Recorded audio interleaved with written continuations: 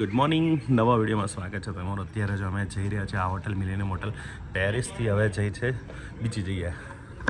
ક્યાં જવાના છે બધું તમને કહીશું. હવે ગાડીમાં સામાન રેડી તૈયાર થઈ ગયો છે, ચેકઆઉટ કરી લીધું છે અને હવે સીધા બીજા. People, like for example, if you are going to, as Harshbhai said, he was getting paid well in India.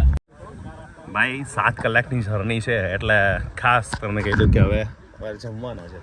જમવાનું ક્યાં કે સ્પેશિયલ અહીંયા જમવાનું એરેન્જ કર્યું છે, તો અહીંયા અમે જમીશું. આજે જમવાનું શું બનાવ્યું છે તમને કીધું કે મને શું જમવાના છે.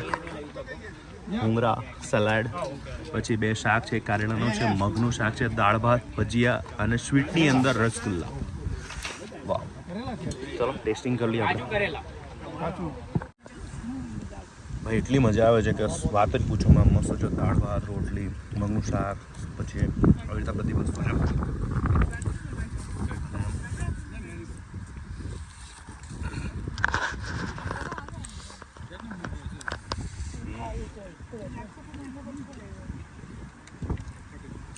બહુ મજા આવી.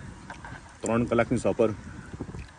અહીંયા એવું છે કે ડ્રાઈવર સતત ગાડી ના ચલાવી શકે. 2 કલાક થાય એટલે એને બ્રેક મારી દેવાની, પછી તમે વોશરૂમ ને બધું જઈ શકો છો, પછી તમે લંચ ને બધું. એટલે 1 કલાક, પછી 2 કલાક, પછી 1 કલાક, બધી સતત ગાડી નહીં ચલાવવાની. બહુ સારી વસ્તુ છે.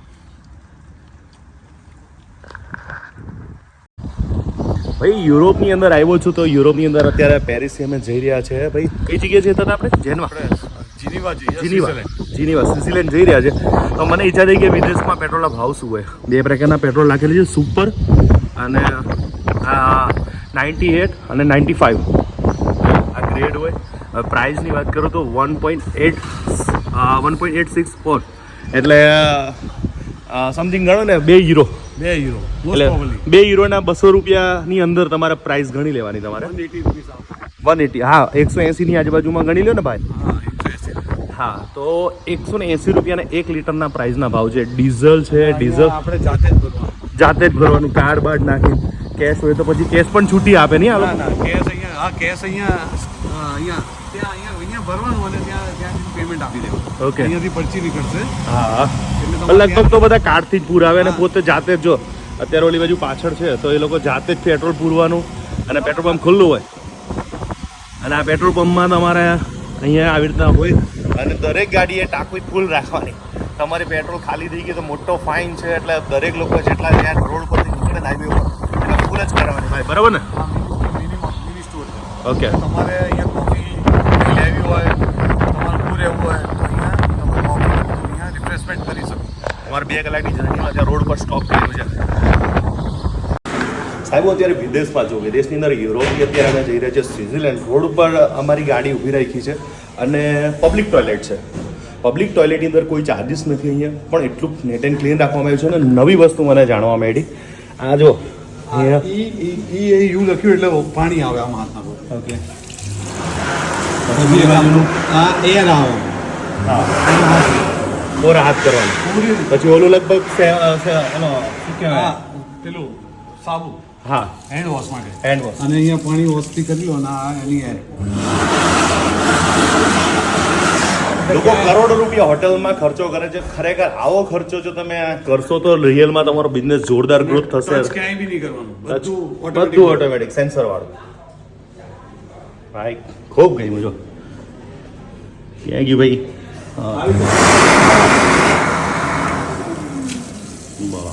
આ છે, પછી આ ધોવાનું. ક્યાં ગયું ભાઈ સેન્સર? હા, સેન્સર ટચ થવું જોઈએ. ખરેખર આવી સિસ્ટમો ગમતી હોય અને અમને ફોલો કરજો. અહીંયા તમને આવા બધા જોરદાર વિડીયો હું લઈને આવવાનો છું. Thank you so much follow કરવા બદલ. અને અમે કોફી પીવાનું છે.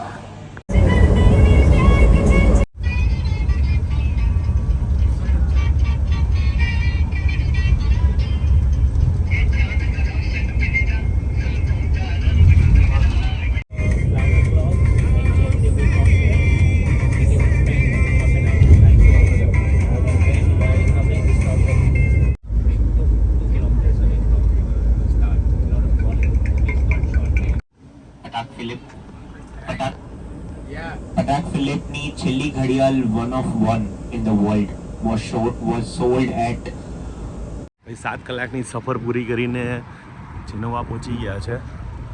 આ ઘડિયાળની નગરી પણ કહી શકાય. રોલેક્સથી માંડીને બહુ બધી કંપનીઓની મોટી કંપનીઓની ઘડિયાળો અહીંયા જ બને છે.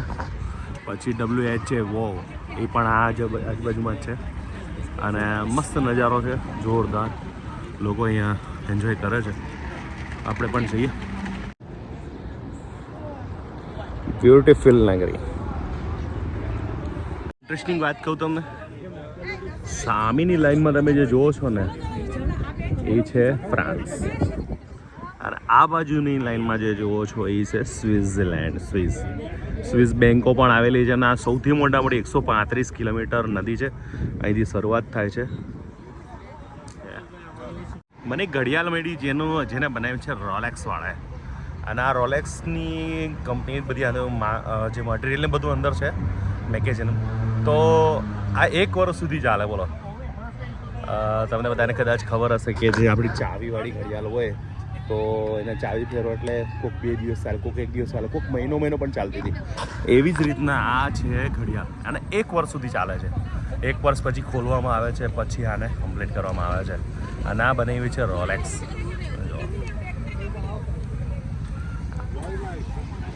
જે સામે રોલેક્સ છે. એવી જગ્યા તમને બતાવવા માંગુ છું કે તમને કદાચ ખબર હોય કે આપણે સોલ્જરને અભિમન્યુ જે આપણે પાકિસ્તાનમાં જતા રહ્યા હતા, તો એને છોડાવવામાં તાત્કાલિક આ જગ્યાએ આપણે ઇન્ડિયા યુએનનો મેમ્બર છે, અને કોઈ બી સોલ્જર કોઈ બી એકબીજાના દેશમાં આવી જાય તો યુએનએ એવો લો બનાવ્યો છે કે એને પાછો આપી દેવો પડે. ઓકે. અને આ જો આમાં બધા દેશના ફ્લેગ છે, આ બધા મેમ્બર છે, બધા મેમ્બર. આ બધા દેશો member. એટલે જે ડિસિઝન પાવર કે એ થવું તો અહીંયા બધું. ધારો કે આપણી ત્યાં હાઈકોર્ટ, સુપ્રીમ કોર્ટ કહી દે ફાઇનલ, એમાં વર્લ્ડ લેવલે આ કહી દે ફાઇનલ. ત્યાં ખુરશી આ બ્રોકન ચેર છે, આ સિમ્બોલ છે કે બ્રોકન ચેર એટલે એનું માટે એમ કહે છે કે આનો એક પગ નથી. આનું કારણ મતલબ એ છે કે તમે બે દેશ જોડે લડો, કોઈ મતલબ જ નહીં. કોઈ મતલબ નહીં. એટલે ભેગા રહ્યો. હા, આ તમે આ ચેર કોઈ કામની નહીં. હા, એનો એક પગ નથી, એના કરતાં બેસી બી ના શકાય. એના કરતાં બેટર છે. સામાન લઈ લીધો છે. આ હોટલનું નામ છે કસિનો પણ છે, તો બતાવીશ તમને હું. અને કાલે તો કંઈ મજા બહુ આવશે તમને બધાને. કાલે તો 6 ડિગ્રી અને કંઈક DTLનું પિક્ચરનું શૂટિંગથી માંડીને કાલે જોવાનું ભૂલતા નહીં, બધાને ગ્રુપમાં મોકલવાનું ભૂલતા નહીં. આજે જમવામાં પાઉંભાજી, પુલાવ, ગાજરનો હલવો એ બધું ખાવાનું છે. સારું સારું.